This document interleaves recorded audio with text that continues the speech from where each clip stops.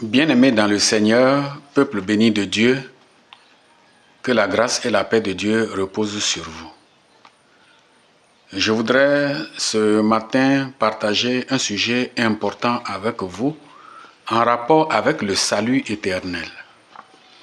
Le thème que je veux partager avec vous s'intitule « Les talents et les dons spirituels garantissent-ils le salut du chrétien ?» Les talents et les dons spirituels garantissent-ils le salut du chrétien? Ce sujet paraît important parce que de façon générale, nous constatons dans le corps de Christ aujourd'hui, je veux parler de toutes les églises, de toutes les dénominations chrétiennes, nous avons constaté que la question de la sanctification est moins traitée dans les églises. On ne parle plus du péché, on ne condamne plus le péché, on n'oblige plus le chrétien à abandonner le péché, à avoir la crainte de Dieu, à pleurer si il a péché, à se rendre compte que vraiment, pour avoir péché, il est en train de rater son salut. Ces messages, aujourd'hui, n'existent plus dans les églises. C'est les messages de prospérité, de bénédiction. On encourage les gens à participer à l'œuvre de Dieu, à construire des temples, acheter des instruments de musique. C'est pas mauvais. Et il faut donner, Dieu va te bénir. Il faut donner, Dieu va te bénir. C'est de la fidélité dans les dîmes, dans les offrandes, et tout ça, c'est bon, oui, mais ça fait qu'aujourd'hui, la crainte de Dieu est en train de disparaître dans les cœurs. Aujourd'hui, par la force des jeux de mots, on a commencé par amener les chrétiens à avoir moins peur du péché. Et quand on enseigne aux chrétiens que c'est l'iniquité qui peut envoyer en enfer, sinon le péché ne peut pas envoyer quelqu'un en enfer, ça veut dire que les gens n'auront plus peur du péché. On sait que l'iniquité, c'est le péché répété accru. Mais on ne peut pas dire aux chrétiens que ce n'est pas le péché qui va l'envoyer en enfer. Donc, nous constatons que l'Église est en train de s'enfoncer davantage. Et la crainte de Dieu est sur le point de disparaître totalement, même là, dans nos églises. Parce que ces nouvelles doctrines qui apparaissent maintenant sont sur le point de détruire la véritable foi chrétienne. Jésus est mort à cause du péché. Jésus est mort à cause du péché. Et je voudrais simplement que vous compreniez que le péché, c'est le péché. Si il est répété, il est appelé l'iniquité, certes, mais le salaire du péché, c'est la mort. Le péché entraîne en enfer. Ce n'est pas l'iniquité seulement qui entraîne en enfer. Je voudrais vous poser cette question. Vous savez que la grâce est plus rigoureuse que la loi de Moïse. Mais je vais dans la loi de Moïse pour vous présenter un cas. Dans la loi de Moïse, il est dit que si l'on trouve une femme en flagrant délit d'adultère, elle doit être lapidée. Maintenant, comment vous comprenez ça? Est-ce que ça veut dire que si elle est toujours dans l'adultère, c'est répété, on l'a attrapée une première fois, une deuxième fois, une troisième fois, une 10e fois, là on peut la lapider parce que c'est devenu l'iniquité. C'est ce que ça veut dire. Même si c'est la toute première fois qu'elle est en train de commettre l'adultère et qu'on l'a attrapée sur les faits, la parole de Dieu demande qu'elle soit lapidée. Donc, ne vous laissez pas tromper parce qu'il Il y a beaucoup qui sont en train d'acclamer ces genres de doctrines, mais ne sachant pas que c'est la porte de l'enfer, la porte du manque de crainte de l'Éternel qu'on est en train d'ouvrir pour eux. Et on les encourage à œuvrer pour Dieu, à donner pour Dieu, à prier, à jeûner pour l'Église. Bon, et en s'investissant de cette manière dans l'œuvre de Dieu, les chrétiens ont commencé par penser que leur salut est garanti. Le salut n'est pas garanti de cette façon. Donc, il faut qu'on attire l'attention des chrétiens là-dessus. La Bible dit, ne vous conformez pas au siècle présent, mais soyez transformés par le renouvellement de l'intelligence. Les païens ont leur manière de s'habiller. Les chrétiens aussi ont leur manière de s'habiller de façon décente, pure, avec pudeur, avec modestie. Et c'est exigé par la parole de Dieu. Donc ce n'est pas étonnant qu'une femme païenne mette sur sa tête de faux cheveux. On reconnaît que ce sont de faux cheveux, parce que ce ne sont pas ses propres cheveux. Des faux cils, des faux sourcils, hein? Se maquille avec des rouges à lèvres, des boucles d'oreilles, tout ce que vous connaissez. Elle est à l'aise dedans parce que c'est sa nature, la nature païenne. On l'a hérité de nos parents, on a grandi dedans.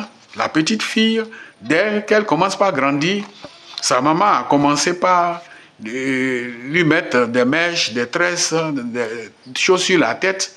Elle a grandi avec, c'est sa nature. Donc elle ne voit rien de mauvais en ça.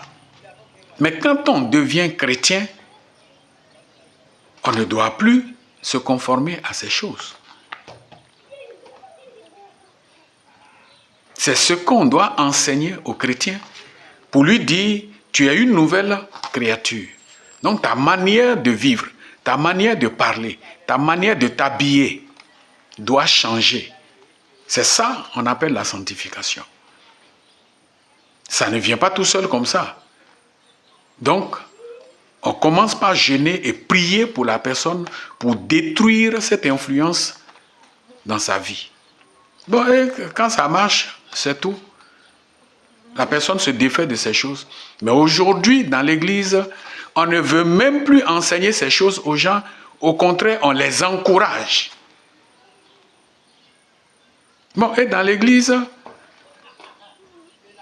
les mèches sont pesées par tonnes. L'industrie des mèches dans le monde aujourd'hui marche très bien à cause des chrétiennes. Vous voyez, vous allez trouver un chrétien, une chrétienne en train de servir Dieu, de chanter très bien, mais sur la tête de la femme chrétienne, il y a de faux cheveux.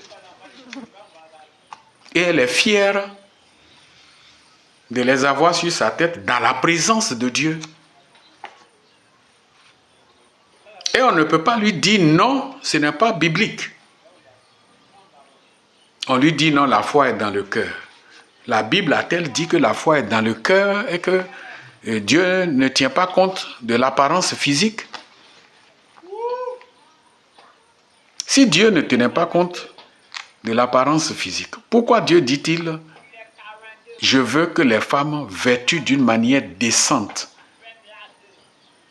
avec pudeur et modestie, ne se parent ni de tresses, ni d'or, ni d'habits somptueux ». Donc c'est pas dans le cœur seulement que ça se passe. Quand on dit faux, faux ongles, faux cheveux, faux cils, faux sourcils, les fausses fesses, les faux seins. Quand on dit faux, déjà, ça veut dire que ce n'est pas naturel, ça ne vient pas de Dieu. Les païennes peuvent porter, mais pas les chrétiennes.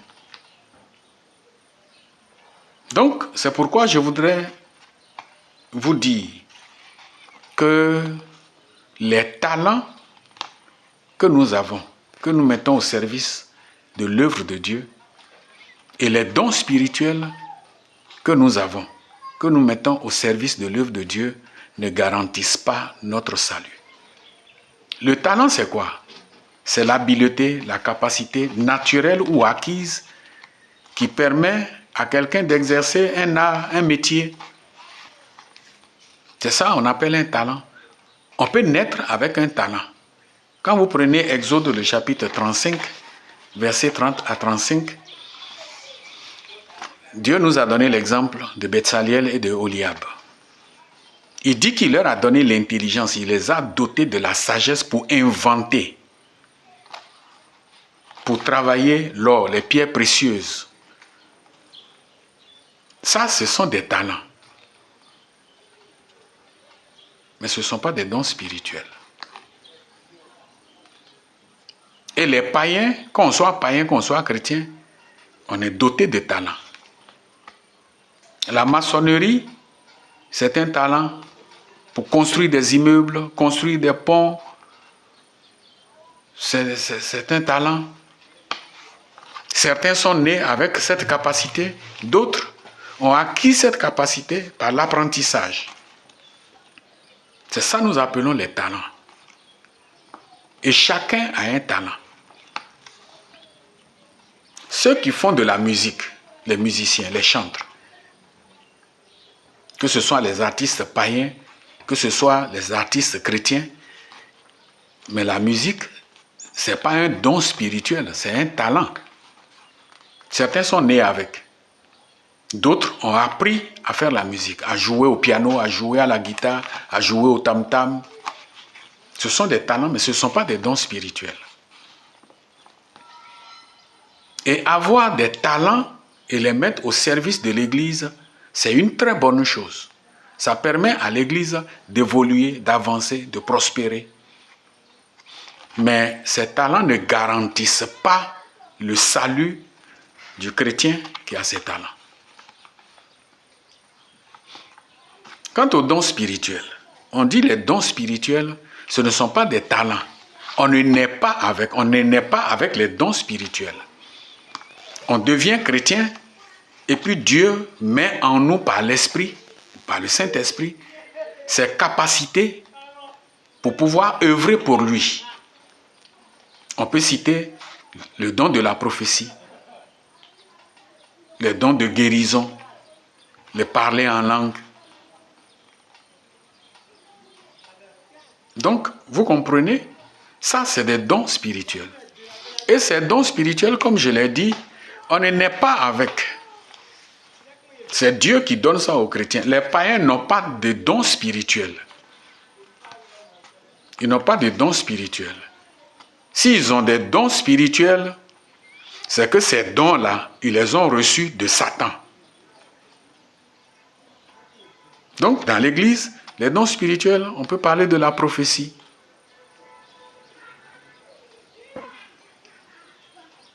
On peut parler du parler en langue. Mais comprenez que dans l'Église, on n'apprend pas à quelqu'un à prophétiser. Donc, ça ne peut pas s'apprendre. Un don spirituel ne s'apprend pas. Dans l'Église, on ne peut pas apprendre à quelqu'un à parler en langue. C'est Dieu qui donne directement la personne. Si Dieu ne t'a pas donné, tu ne peux pas l'exercer. Mais c'est dommage. On a des églises aujourd'hui où on dit on apprend aux gens à parler en langue. Si tu n'as pas parlé en langue, c'est que tu n'as pas le Saint-Esprit. Et on leur apprend à parler en langue. Mais c'est du mensonge, c'est du pur mensonge. Ce n'est pas conforme aux Saintes Écritures.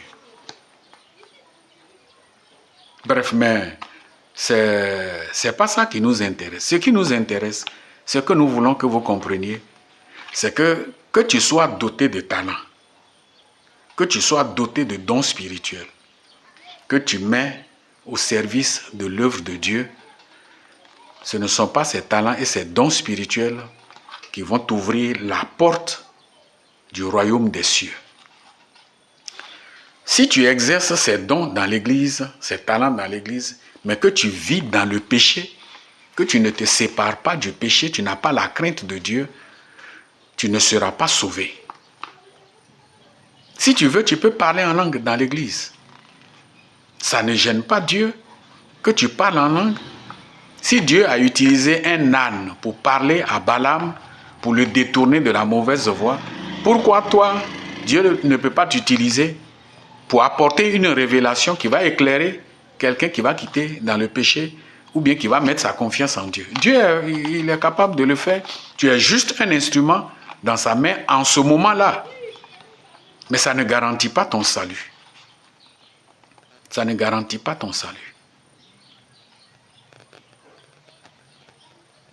Je voudrais que vous compreniez que depuis la création du monde jusqu'à ce jour, quand on parle des commandements de Dieu, ces commandements agissent dans deux sens. Quand vous prenez les 10 commandements de Moïse, vous allez vous rendre compte que les 4 premiers commandements traitent de la relation de l'homme avec le Créateur. Et les 6 autres commandements traitent de la relation de l'homme avec son prochain. C'est de ça qu'il s'agit. Et quand les gens ont posé la question à Jésus-Christ, quel est le plus grand de tous les commandements? Il a juste résumé les 10 commandements pour leur donner. Il dit, le premier, c'est que tu aimeras l'Éternel, ton Dieu, de tout ton cœur, de toute ta force, de toute ta pensée. Et le second, c'est que tu aimeras ton prochain comme toi-même. Voilà les 10 commandements là. Donc ça n'a jamais changé. Mais comprenez que dans l'Église, les pasteurs, les prophètes, les docteurs traitent des sujets importants pour l'équilibre spirituel. On ne peut pas le nier. Des sujets vraiment captivants. Mais ce ne sont pas ces sujets captivants qu'on traite qui vont forcément amener les gens à la crainte de Dieu. Quand Dieu dit, par exemple dans sa parole, que toute femme qui prie ou qui prophétise, la tête non voilée, la tête non couverte, déshonore son chef. Et qu'avant de le dire, Dieu précise que Dieu est le chef de Christ. Christ est le chef de l'homme. L'homme est le chef de la femme. Maintenant, si la femme prie sans avoir la tête couverte, elle déshonore Dieu. Elle déshonore toutes les autorités établies sur elle, l'homme, Christ et Dieu.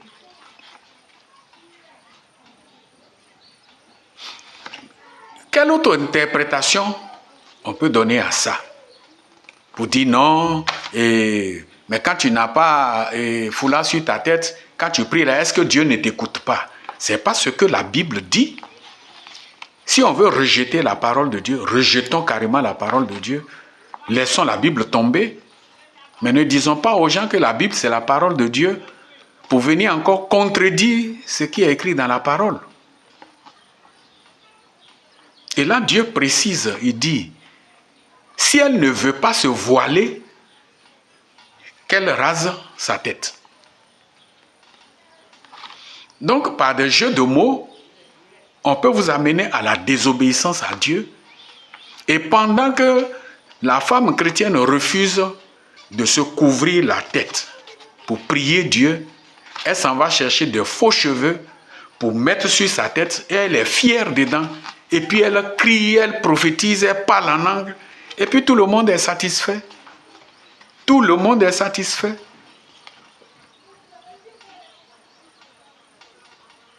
Pourquoi le diable ne sera pas fier d'avoir le plus grand nombre avec lui? Les talents ne nous sauvent pas. Les talents ne nous sauvent pas. Quand vous lisez la Bible dans 1 Corinthiens, le chapitre 3, vous allez comprendre au sujet de ces talents que nous mettons au service de Dieu, 1 Corinthiens chapitre 3, versets 9 à 15, tout ce que nous apportons à l'œuvre de Dieu comme contribution nous réserve des récompenses au ciel. Tu as donné ton argent et ça a permis d'organiser une grande croisade d'évangélisation pour gagner des âmes. Tu as une récompense qui t'attend au ciel. Mais faut-il que tu arrives au ciel pour recevoir cette récompense? Et ce n'est pas parce que tu as donné beaucoup d'argent pour la croisade que tu seras sauvé. Mais tu seras sauvé si tu vis dans la sanctification, si tu abandonnes le péché. Aujourd'hui, on a des responsables dans l'Église, des frères, des sœurs, qui vivent dans la débauche, dans l'ivrognerie, dans l'adultère, dans l'impudicité, mais qui sont couverts par les pasteurs. Bon, et ça ne leur dit plus rien parce que dans l'Église, c'est lui qui donne beaucoup d'argent. Il donne beaucoup d'argent. Et malgré qu'on sait qu'il vit dans le péché, bon, on ne peut pas le sanctionner, on ne peut rien faire. Parce que si on le sanctionne, bon, s'il s'en va, son argent on ne peut plus avoir. Dieu a-t-il besoin de son argent? Dieu a-t-il besoin de son argent? Non. Bon, et finalement, le monsieur est à l'aise dans sa situation de péché. Il est à l'aise dans l'église. Il vit dans le péché et puis ça ne le dérange pas. Et on vient prêcher ensuite pour dire que ce n'est pas le péché là qui va l'envoyer en enfer. C'est l'iniquité qui va l'envoyer en enfer. Mais quelle est la différence entre le péché et l'iniquité? Satan est déjà assis dans nos églises. Prenons la parole de Dieu pour le mettre dehors. Prenons la parole de Dieu pour le mettre dehors. Je sais que ce message que je suis en train de véhiculer ne va pas plaire à plusieurs. Parce que nous suivons vos commentaires. Quand la chose vous arrange, vous la défendez, mais quand ça ne vous arrange pas, vous l'attaquez. Mais comprenez que le ciel et la terre passeront, mais les paroles de l'Éternel ne passeront point. Les paroles de l'Éternel ne passeront point. Tu as des talents, tu sais bien chanter dans l'église. C'est normal, c'est une bénédiction pour l'église. Et par ta voix mélodieuse, Dieu est glorifié. La louange est bien faite, le peuple loue l'Éternel, Dieu est réjoui. Mais la récompense, ça t'attend au ciel. Faut-il que tu arrives d'abord au ciel pour recevoir cette récompense? Et ce que Dieu va regarder pour t'admettre dans la vie éternelle, c'est ta sanctification.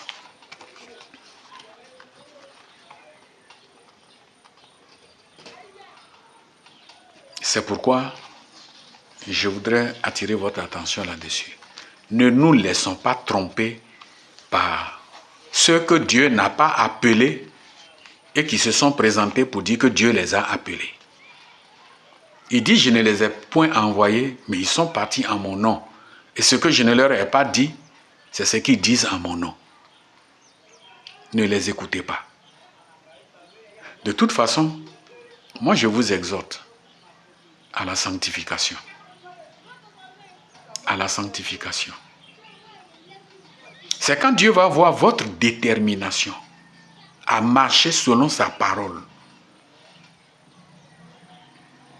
votre détermination à rompre avec le péché, qu'il va vous envoyer la force de résister. La Bible dit quoi? Résister au diable. La Bible dit même que vous n'avez pas encore résisté au péché jusqu'au sang. Ça veut dire que c'est un vrai combat qu'il faut mener. Maintenant, on donne des facilités aux gens et on tue en eux la crainte de Dieu.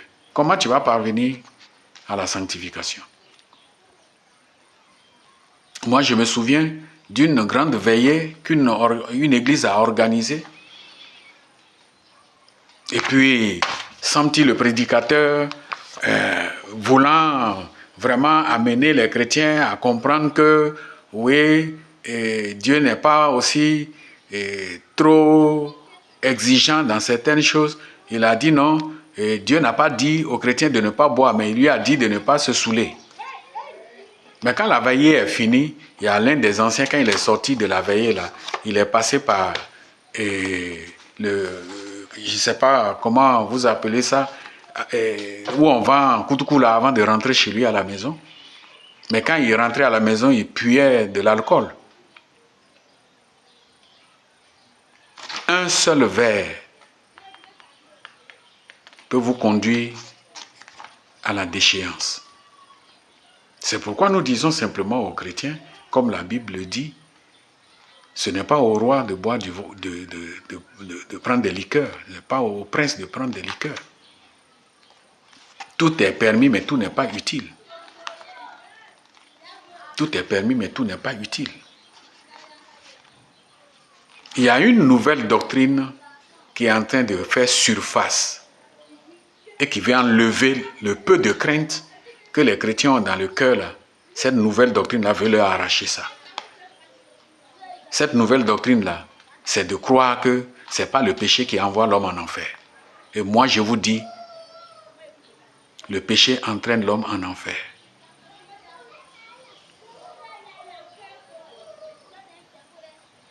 Vous pensez que le juste qui marche dans la crainte de Dieu et qui a marché dans la crainte de Dieu pendant 20 ans, le jour où il tombe dans le péché, vous pensez que le ciel va se réjouir parce qu'il est tombé dans le péché?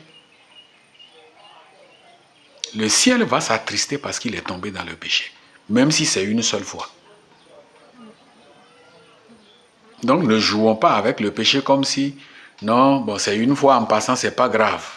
C'est une nouvelle doctrine et je voudrais que vous compreniez que si on vous encourage à l'œuvre de Dieu, à donner pour l'œuvre de Dieu, à jeûner, passer des nuits, à jeûner et prier pour l'œuvre de Dieu, et qu'on ne vous encourage pas à rompre totalement avec le péché, vous êtes sur la mauvaise voie. Nous attendons vos réactions et nous serons heureux que vous réagissez à ce message. Distribuez dans les groupes, partagez sur les réseaux sociaux, alertez ceux qui n'ont pas envie d'entendre, qu'ils entendent, que ceux qui ont envie d'entendre, entendent, que ceux qui n'ont pas envie d'entendre, entendent. Et que celui qui veut réagir, qu'il réagisse. Ce serait important. On aura encore d'autres sujets très importants à traiter avec vous, mais tout dépendra de l'intérêt que vous accordez à la chose. Vous avez votre point de vue peut-être, mais il faut le démontrer avec les Écritures. Il faut le démontrer avec les Écritures. Les événements que nous vivons dans le monde nous montrent que Jésus n'est plus loin, il est à la porte. Mais on ne sait pas quand la trompette va sonner. C'est pourquoi il est mieux d'être prêt maintenant. Que Dieu vous bénisse. Nous attendons vos réactions. Shalom.